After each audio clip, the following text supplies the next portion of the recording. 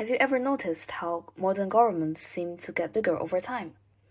Not just in terms of size, but how much they spend on schools, roads, healthcare, pensions, even space programs. In the 19th century, a German economist named Adolph Wagner had a theory, and it still shapes economic thinking today. Wagner's law, or the law of increasing state activity, suggests the idea that as an economy grows, government spending also grows.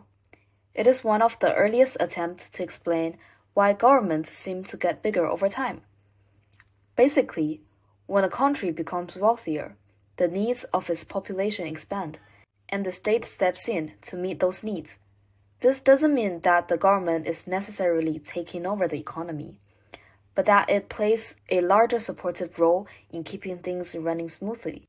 Now you might be wondering, does it mean that government spending causes economic growth?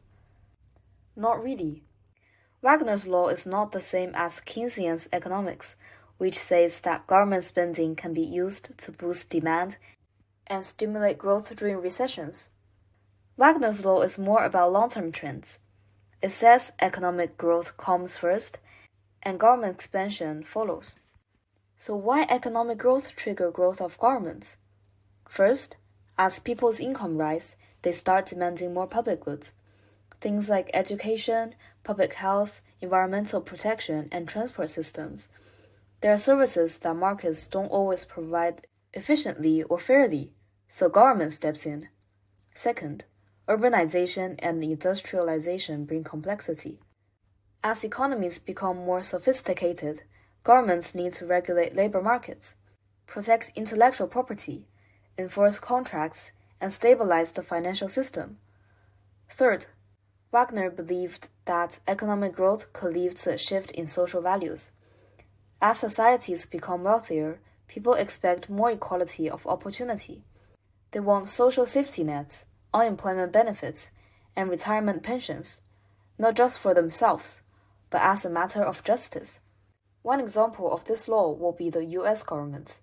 In the early 1900s, US government spending was less than 10% of GDP. But after the Great Depression and the rise of social programs like Medicare and Social Security, spending surged. Today, it regularly hovers around 35 to 40% of GDP. Another example will be South Korea. South Korea went from being one of the poorest countries in the 1950s to a high-income nation today. The growth largely increased by government investments in education, transportation, healthcare, and technology. This doesn't mean all growth in government is efficient or beneficial, just that it is a consistent feature of economic development. Not everyone agrees with Wagner. Some economists argue that government spending grows more because of political decisions or bureaucratic inertia rather than economic necessity. Others point to exceptions, countries that grow without massive public sectors.